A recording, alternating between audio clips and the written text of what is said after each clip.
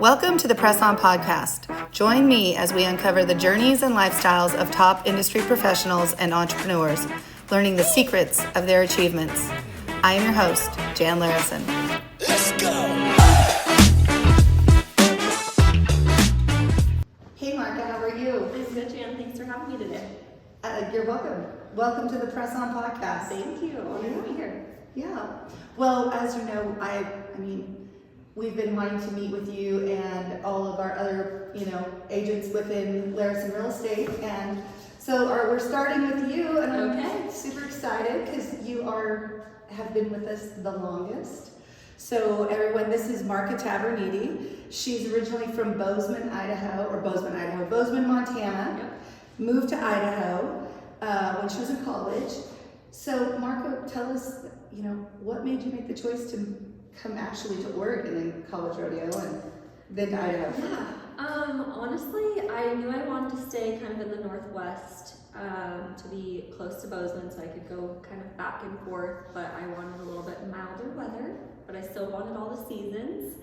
And so in a roundabout way, I'm not really sure, Sonny Hansen, who was the rodeo coach at Treasure Valley Community College, recruited me, if you will. And so I came down and I toured the school and went to one of his practice, and I just really liked the team and family dynamic that he offered there. So I got my associates at Treasure Valley, then finished online at Eastern Oregon with a degree in medical administration, and just never left. I liked the valley. It was super welcoming, and I loved that I could ride outside almost year round, and I wasn't putting on a snowsuit come September 4th.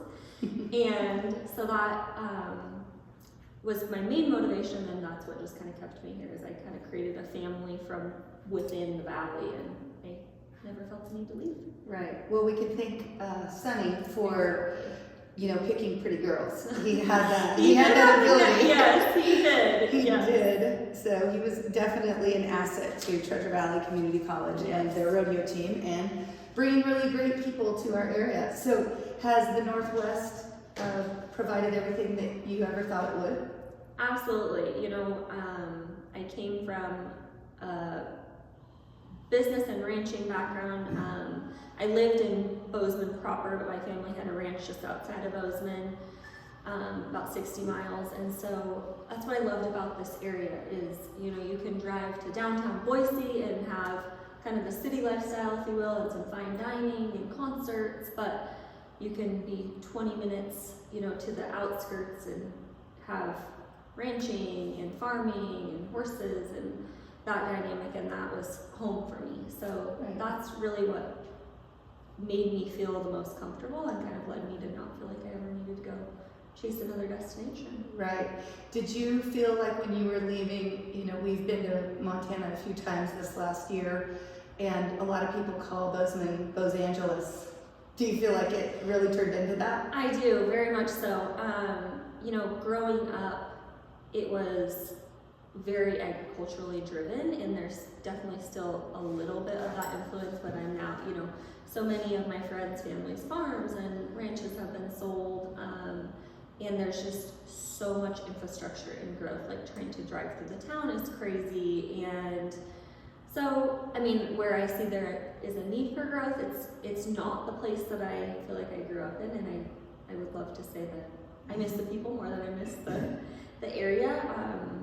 I think there's a lot of people that like to go retire there, and I could see where people would enjoy that, but I was still young enough that the college finals were in Bozeman growing up, and it was just so driven around a Western way of life growing up, and I don't see as much of that anymore. It's become really touristy, which that serves a purpose too, but it's just not where I wanted to. Well, the college is still really yes, very much so. I guess I should ask you to kind of expand on your family and ranching and horses and things like that, because that's super important to you, and it's your foundation of what kind of pulls you forward. So how did you get into the horse world?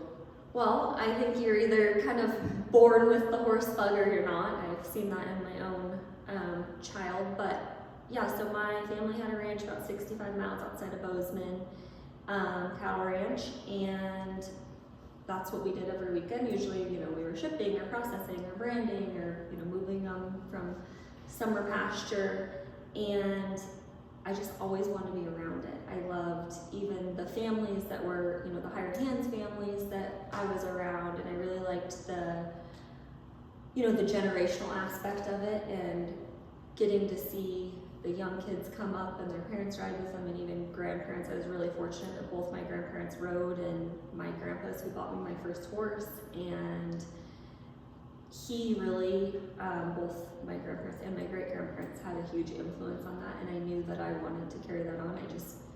I chose that over sports time and time again, because that's really what pushed me forward. And there's something calming and peaceful about spending time on the back of a horse and seeing a horse, you know, come from the ground up and progress. But also, I'm a competitive person, and so that's how it kind of led me to rodeo. I grew up in a horse showing background because I lived in Bozeman. We didn't have horse property growing up, so I boarded a horse until we bought horse property because it was too far to keep my horses at the ranch and go back and forth. And then in high school, I had a really good friend that her mom girl raced competitively and made the national finals, and I can thank her for the point of no return. Yeah, no kidding. Yeah. It's kind of one of those things that once you start, it only gets bigger. 100%, yeah.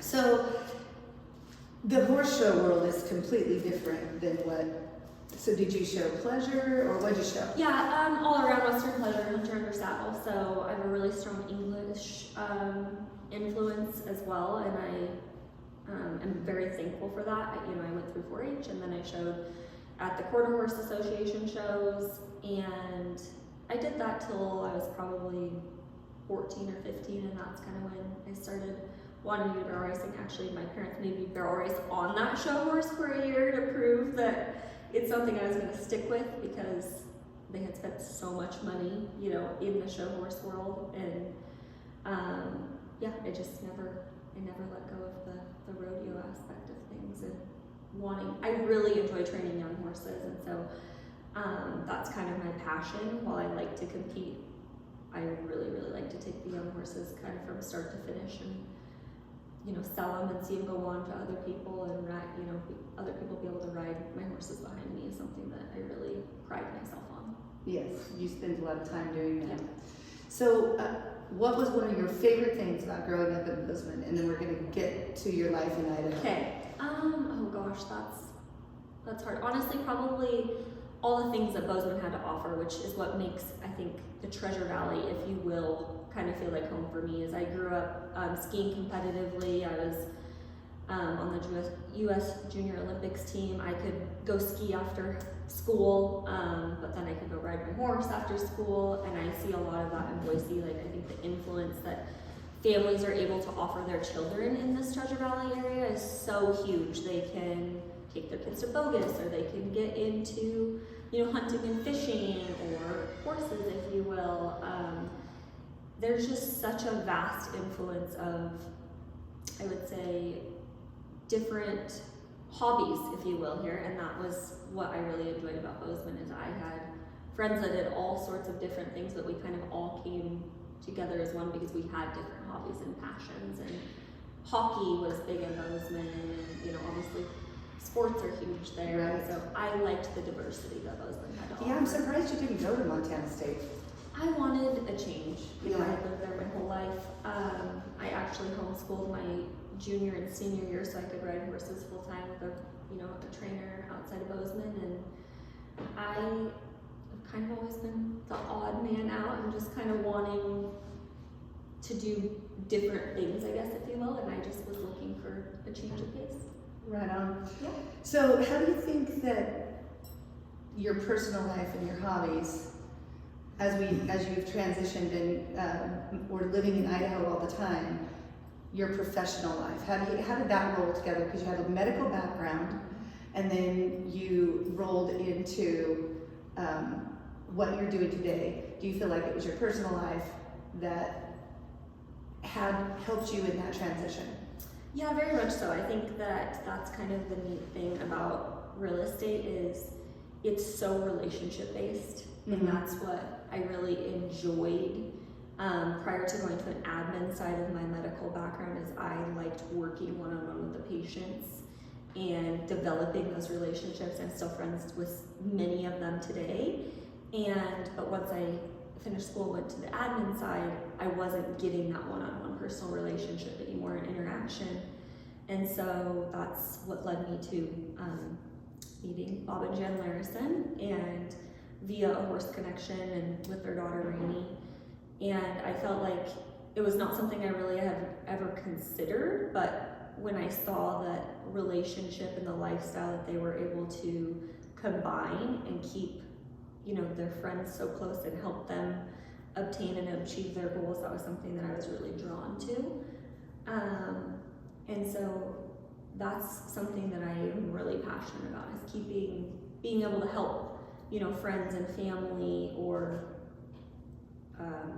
peers of my friends and family, buy and sell homes or land, and just keeping those relationships really fluid and authentic. That's Right. something I really pride myself in. Well, and you're helping these people invest in one of the largest investments of their life, and you want to make sure that that is all, that you take such good care of them, and that shows. So I think that's important for people to know too, that like real estate agents aren't just out there, slinging real estate. It's really the relationship that is the basis or the foundation, yet again, of what we do. And so that's important. So now you've hit the 10-year mark, you're on the 11th year of being in real estate. What have you seen change since you started in real estate? Because if you look back when you started, it wasn't like a really great time, 2013. Yeah. So what have you seen change? Well, obviously, the easy answer to that question is the increase in equity in our market and, price points and whatnot. But furthermore, what really is cool to me when I look back over the years is seeing people be able to buy and sell up to get to their next investment properties. The first property I sold was $25,000, and that's just, I don't remember which one was it. It was in Notice. I do remember. And guess how did you know those people? It was through the horse industry. Yeah, through the horse and a referral. Yeah. And so, and I look back, I'm like, oh my gosh, people are paying more for their vehicles than the first house I was able to sell for somebody. And that's what's been really, really fun and rewarding and even life-changing for me, is seeing people be able to transfer their equity, if you will, to get to a different place in their life as things progress. Some of my clients are on their third or fourth homes that I've helped them buy and sell, and then now I'm helping people's kids or their aunts and uncles or brothers and sisters buy and sell properties that were some of my first clients. And so on a personal basis, that's what I've find the most rewarding and seen change the most. But also I think that as the market has regained from the downturn, I also feel like people have been a little bit more aware of things that they should and shouldn't be doing in their properties. And I use that term loosely because it's your house, you do what you will. What do you mean? Like, give us an being more example. aware of like making changes in your property that is going to help you gain resale in it. So are you talking like if you're going to remodel, then remodel the kitchen and the bathrooms, and because those paint are carpet or yes. paint and flooring goes Yes. a long ways. Like, those are things that are going to help you return on investments. I feel like before people were a little bit leery of doing that, but they've gained enough equity in their houses now. They've been able to, some of them have taken out home equity lines of credits to make those changes and do things like that. Or, some people that bought land have been able to split it and sell off pieces, or, build another home on that piece of land and sell off the other. And so that's the biggest change I've seen, is as our market has gained, equity, people have been able to get a little bit more creative. They don't make any more land. People have been more aware of that.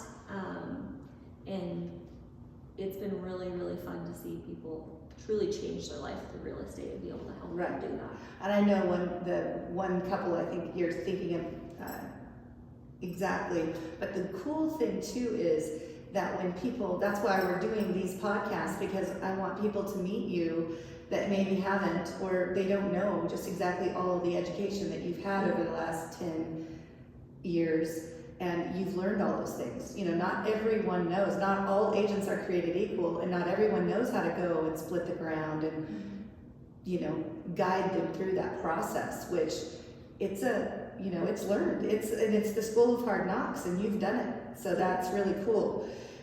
But your life has changed. I mean, over the last 10 years. I mean, now you're married and you have a baby girl, and she's beautiful. What has changed in your real estate career now that your life has evolved so much into, you're not just a single agent you could pick up and go do, I mean, have a baby, we'll sell real estate. Yeah, 100%. So, that's kind of the fun thing is I've seen her, transition through this period of life with me as well, of course, as she grows. But I've learned, I think, from, even watching you and Bob from afar of, raising your families. And when I first started with you, Lan was still in elementary school and Rainey was in middle school and Ringo had just started college, that you just adapt, you change and adapt, and that's very much so what we do on a daily basis. Like, you don't get attached to the outcome. If things come up, whether, on the real estate side, whether it be an inspection or appraisal or life changes, like, we just shift, you turn and pivot. And that's very much so how I've, kind of take my mothering tactics, if you will, is, sometimes we have a change of clothes and sometimes we don't, if accidents happen, and we just make the best of it and, really look start to finish like, okay, going forward, what can we do differently next time, or how do we solve this going forward? And so I kind of have modeled all aspects of my life around that. But it's also fun to, she's come with me on multiple appointments, and whether it be planned or not, and she loves it. And she, when we go do walkthroughs, she's right there with me, crawling around with blue tape. And she loves it. And I'm really thankful that, because we are primarily referral based, people want to know about her, and they generally welcome her with open arms if I do have her with me for an impromptu showing or whatnot. And so I'm very grateful for, my clients for welcoming her. My personal opinion is that your kids learn how to communicate with adults. Like, my kids were like absolutely not perfect, but they knew that when mom had to go show a property, either A, they needed to behave and sit in the car and wait, or B, they could come and be a part of it, but they had to communicate with the people, talk to them, look them in the eye, shake their hand, do that whole thing, which that's just a life lesson that they can use going down the road. So you're as we talked earlier, you're definitely a barrel racer. Tell me what has being a barrel racer or a competitor done to help you in your real estate career? Well, I mean, I think, again, the easy answer to that is the rodeo world as a whole is very close-knit. But it was very welcoming to me as somebody from being a stranger, and I have formed a family within that has, both supported and put food on the table, if you will.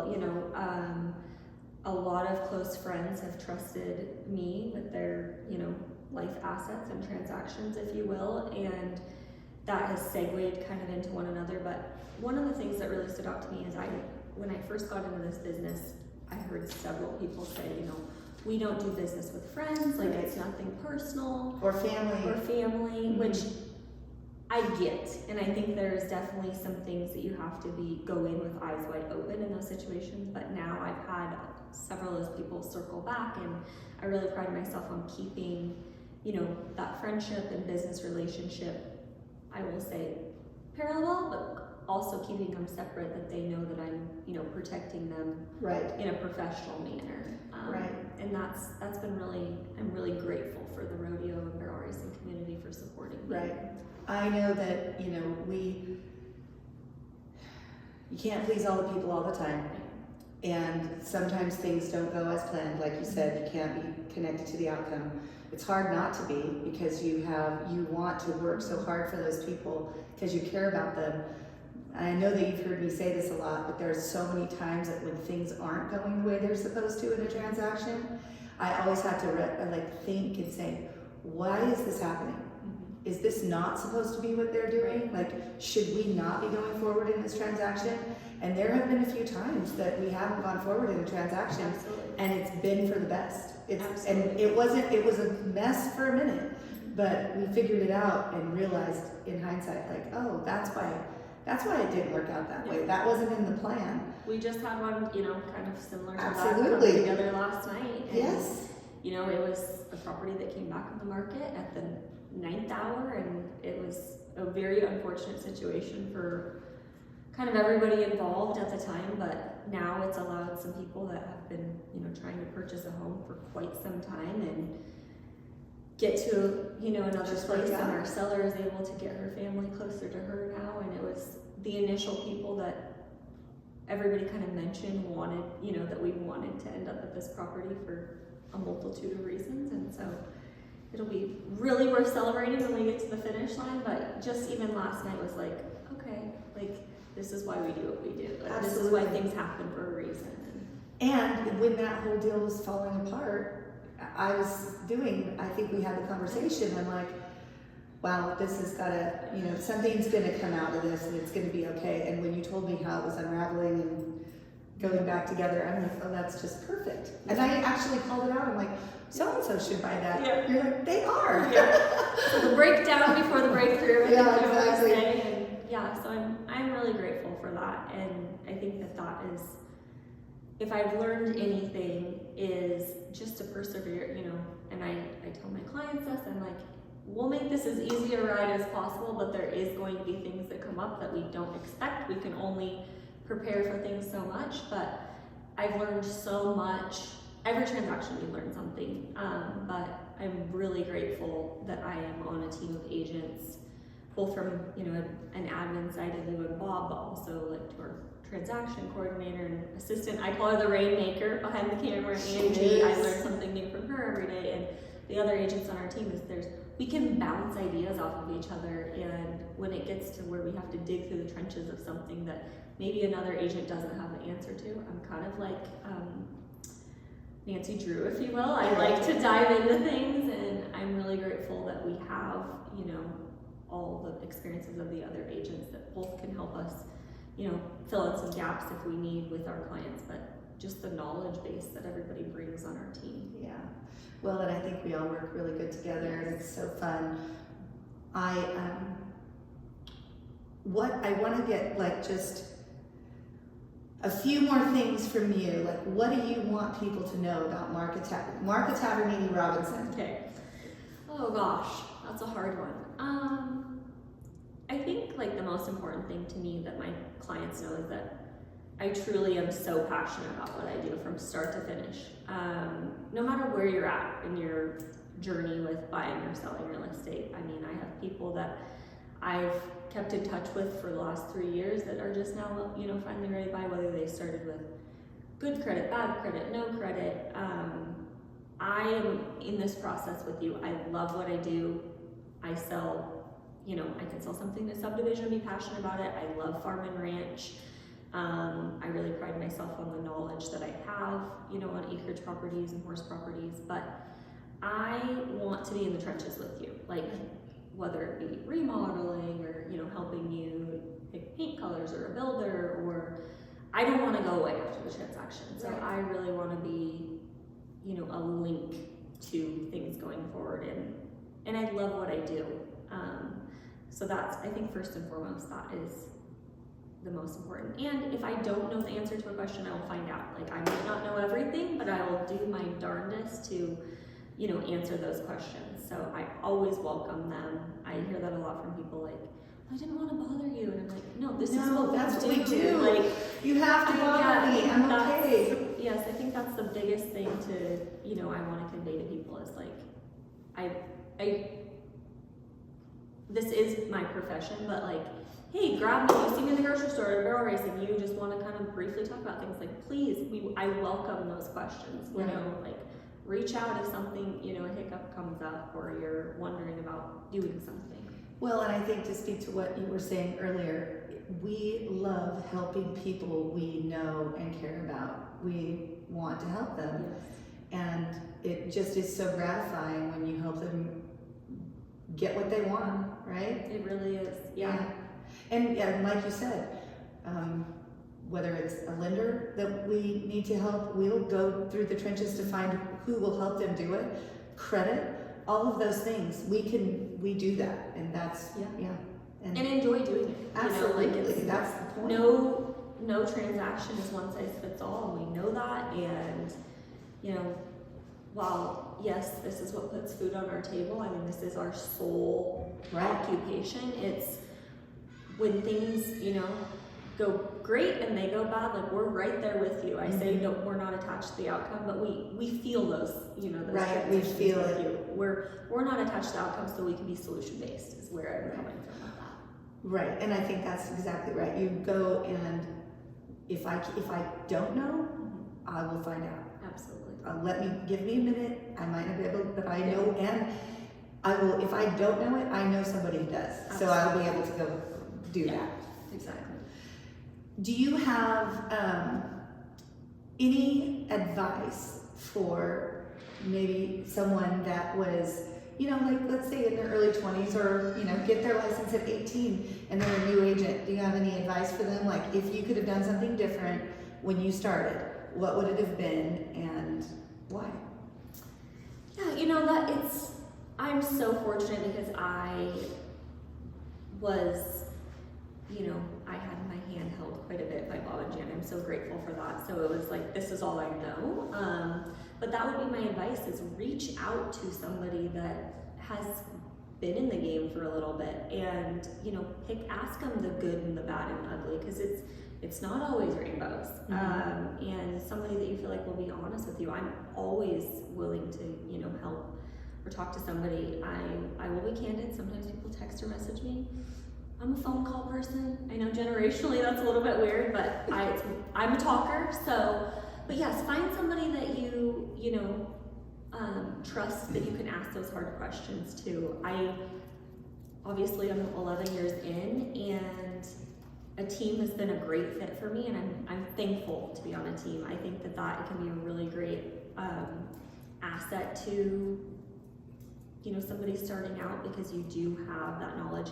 You go to real estate school, and it's virtually teaches you how to just keep and maintain your license. You know, Don't get put in jail. Yeah, and you know, when working with other agents, I really see where some of those shortfalls come, is they haven't had somebody to help or educate them on the things that can come up. And so that is my best advice, is reach out to somebody that you trust and admire, that you see, you know, maybe they don't have the shiniest posts out there, they're not posting Instagram reels all the time, but, you know, pick up the phone and say, hey, do you have a second, meet for coffee, you know, mimosas, coffee, whatever is your, you know, and just talk about it, you know. And I think that would weed out a lot of agents that don't really know why they're wanting to do this, because it's not every day, and you know, there's a lot of rewarding days, but it's hard work. I think that's the misconception, that a lot of people think that agents just show up and do their thing, and but it's genuinely hard work. Yeah, and it's day in and day out, and early mornings and late nights, and just depends, but yeah, for sure. Exactly. Well, thanks, Marca. I appreciate it. I hope I'm excited to have everybody watch this and learn more about you. Yeah, so thanks for having me. Of course.